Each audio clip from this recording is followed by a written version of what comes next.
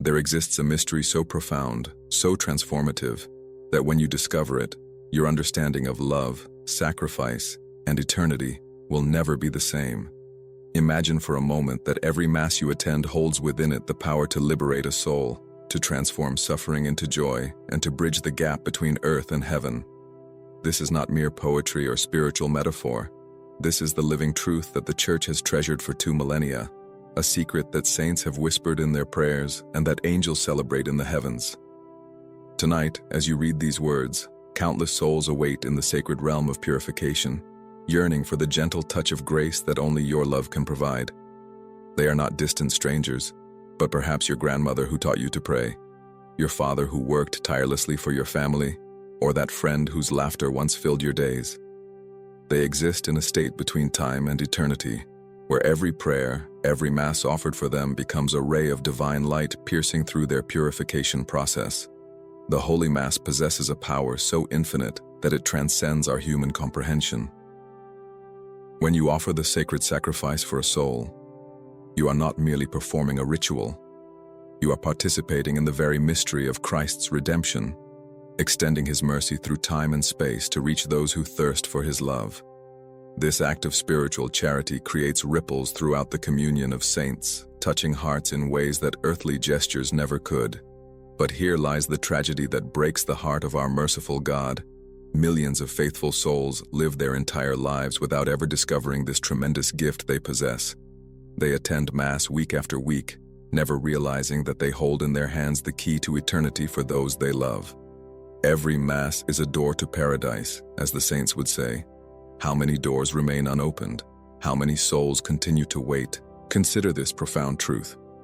When you offer a Mass for a soul, you are engaging in what we might call the divine mathematics of love, a sacred economy where mercy multiplies infinitely and grace knows no boundaries. Each Mass celebrated contains within it the entire passion, death, and resurrection of Christ, making it the most powerful prayer possible in this universe. Unlike our human limitations, this sacred offering transcends time, reaching souls wherever they may be in their journey toward God. St. John Chrysostom once marveled at this mystery, teaching that when a Mass is offered for the deceased, their souls receive refreshment and consolation beyond what human language can express. The golden-mouthed doctor of the Church understood what modern Catholics often forget, that death does not end our capacity to love and serve one another. Through the Mass, our love becomes eternal. Our prayers become powerful enough to move the very heart of God, and our charity extends beyond the veil that separates this world from the next. Think about the last time you felt helpless watching someone you love suffer. Perhaps it was an illness you couldn't heal, a sorrow you couldn't comfort, or a burden you couldn't lift. The Mass offers you something far greater than earthly remedies. It offers you the power to help souls in their most crucial moments. Every Mass is a river of mercy, flowing directly to those who need it most. When purifying souls receive this divine assistance, their suffering transforms into joy, their waiting into anticipation, and their purification accelerates toward that glorious moment when they will see God face to face. The Church teaches us that souls in purification experience 2 types of suffering: the pain of separation from God and the cleansing fire of love that purifies their remaining attachments to sin. A Mass offered for them touches both aspects of their experience, providing comfort in their longing and strength in their purification. It's as if you were reaching across eternity itself to hold their hand and whisper, "You are not forgotten, you are loved, help is coming." Now, at this sacred moment in our reflection, I invite you to pause and feel the weight of this revelation in your heart. Before we continue this spiritual journey together, would you consider joining our community of souls who are discovering these profound truths? If this message is touching your heart, please subscribe to our channel and write in the comments, "I want to help souls through the Mass." Your simple action will not only help us share these sacred mysteries with more hearts, but it will also be your first step in committing to this beautiful mission of love that we're exploring together. The communion of saints is not an abstract concept. It is a living reality where your prayers, your Masses, and your love create actual change in the spiritual realm. Every time you choose to offer a Mass for a soul, you participate in the very work of Christ, who descended into the realm of the dead to proclaim liberty to the captives. You become, in that moment, an instrument of divine mercy, a channel through which God's infinite love flows to those who need it most desperately. Every Mass is a river of mercy. Let this truth penetrate your soul and transform how you understand your participation in the Eucharist. When you attend Mass this week, remember that you carry within your hands the power to change eternity for someone. This is not hyperbole or spiritual exaggeration. This is the consistent teaching of the Church throughout the ages, confirmed by saints, doctors, and countless faithful souls who have experienced this reality firsthand. Consider the profound responsibility and privilege that God has placed upon your shoulders. He could have chosen to save souls through the prayers of angels, through miraculous interventions, or through countless other ways. Instead, He chose to work through you, through your love, through your willingness to offer the sacred sacrifice for those who can no longer offer it for themselves. This is divine trust in its purest form, God believing in your capacity to love beyond the boundaries of this world. Throughout history, the greatest saints understood this secret and lived their lives accordingly. Saint Monica, the mother of Saint Augustine, spent years offering masses and prayers for her son's conversion. But her charity extended beyond her own family. She regularly had masses celebrated for the souls of the deceased, understanding that this was one of the most profound acts of love she could perform. Her example teaches us that offering masses for souls is not just an occasional gesture, but a way of life for those who truly understand the communion of saints. Saint Thérèse of Lisieux, the Little Flower, wrote beautifully about her desire to help souls even after her death. But during her life, she consistently encouraged others to have masses offered for the deceased, recognizing that these sacred offerings provided relief and acceleration toward heaven that no earthly comfort could match. She understood that every Mass is a river of mercy, flowing with infinite power to reach souls in their deepest need, transforming their purification into a swifter journey toward the beatific vision. Pope Saint Gregory the Great recounted numerous accounts of souls appearing to the living to thank them for masses offered on their behalf. In his dialogues, he tells of souls who had been suffering in purification for years, suddenly liberated and welcomed into heaven's glory after just one Mass was celebrated for them. These are not mere legends or pious stories. They are testimonies to the incomprehensible power that lies within the sacred sacrifice, power that you possess every time you participate in the Eucharist. Think for a moment about Saint John Vianney, the curé of Ars, who would often say that if people truly understood the value of the Mass, they would have to be restrained from offering more than they could afford. He spent his entire ministry teaching the faithful about this treasure they possessed, encouraging them to offer Masses not just for their own intentions, but for the countless souls who had no one to remember them, no one to intercede for them, no one to love them in their time of greatest need. In this very moment, as you read these words, there are souls who have been waiting decades, perhaps even centuries, for someone to offer a Mass for them.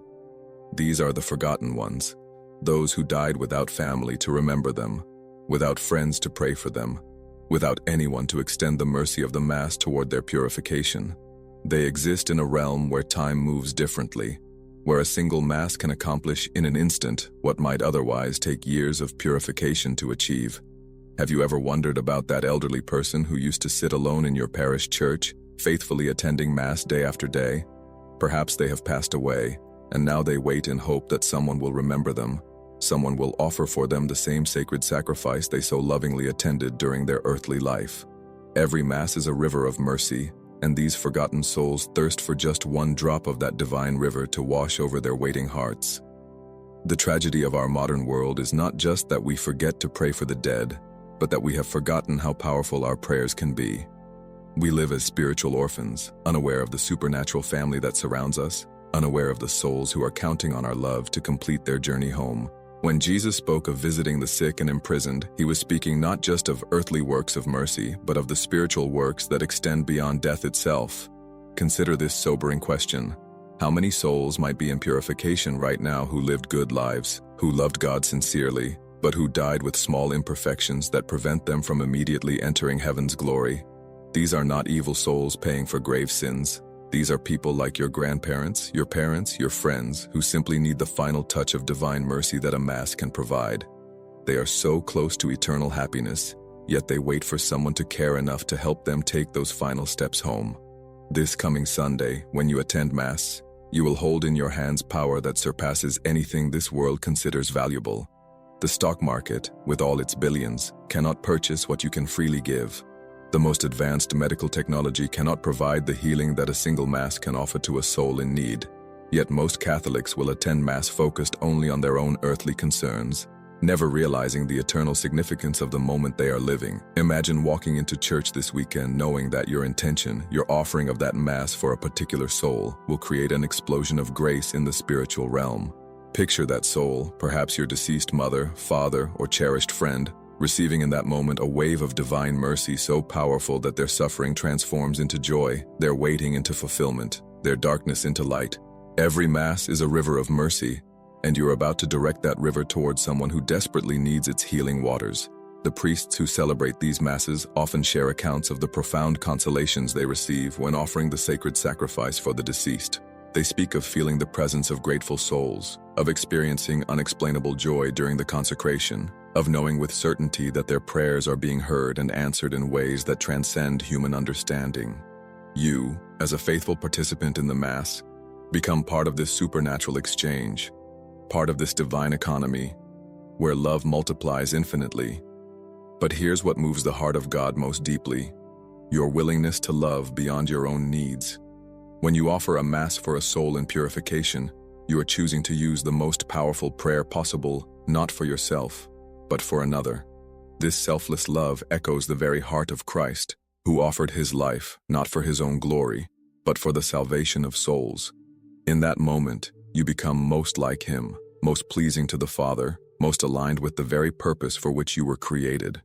When you offer a Mass for a soul, you set in motion a supernatural chain reaction that touches not just one soul, but countless others throughout the communion of saints. That soul, once liberated and welcomed into heaven's glory, immediately becomes a powerful intercessor for you and your loved ones. They do not forget the kindness you showed them. Rather, they spend eternity seeking ways to repay your love with prayers and intercessions beyond anything you could imagine. Consider the profound mathematics of this spiritual exchange. You offer one Mass for a soul in purification, and that soul, once in heaven, offers you a lifetime of intercession, protection, and guidance. They become your advocate before the throne of God, your spiritual friend who understands intimately the power of sacrificial love because they experienced it through your charity. Every Mass is a river of mercy, and that river flows in both directions, blessing both the giver and the receiver with divine abundance. The saints teach us that souls in heaven possess a gratitude so intense, so pure, that they dedicate themselves entirely to helping those who helped them during their time of need. Saint Gertrude the Great received numerous visions of souls who had been aided by her prayers and Masses, and these souls showed her the magnificent ways they were now interceding for her and for all who had shown them mercy. Your one act of love becomes an eternal friendship that transcends death itself. Think about the implications of this truth for your daily life. Every challenge you face, every temptation you encounter, every moment of suffering you endure could be met with the powerful intercession of souls you have helped reach heaven. These grateful souls become your spiritual army, your heavenly support system, your companions in the journey toward your own eternal destination. The love you give through offering Masses returns to you, multiplied beyond measure, transformed into supernatural assistance for your own salvation. Every morning when you wake up, you face countless choices about how to spend your time, your energy, and your resources. But hidden among these ordinary decisions lies an extraordinary opportunity: the choice to offer the next Mass you attend for a soul who needs your help. This simple decision transforms your participation in the Eucharist from a routine religious obligation into a powerful act of supernatural charity that echoes throughout eternity. Perhaps you're thinking, but I don't know which souls need my help. The beautiful truth is that God knows. When you offer a Mass with the simple intention of helping whichever soul needs it most, divine providence directs that grace exactly where it will do the most good. You might be offering that Mass for a relative you never met, for someone who attended your parish years ago, or for a soul who has been waiting centuries for someone to remember them with love. Every Mass is a river of mercy, and you have the privilege of being the one who opens the floodgates.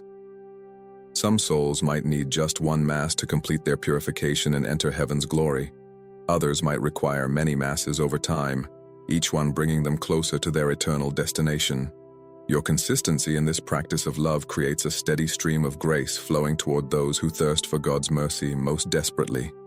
The workplace becomes different when you know that grateful souls in heaven are interceding for your professional challenges. Family conflicts take on new meaning when you realize that souls you've helped are praying for peace in your home. Even your personal struggles with sin and temptation are met with supernatural assistance from those who understand the value of the mercy you showed them. This is not wishful thinking. This is the lived experience of Catholics throughout history who have discovered the secret of offering masses for souls. Time moves differently in the realm of purification, but the souls there experience an urgency that we can barely comprehend. They see with perfect clarity the joy that awaits them in heaven, yet they cannot reach it until their purification is complete.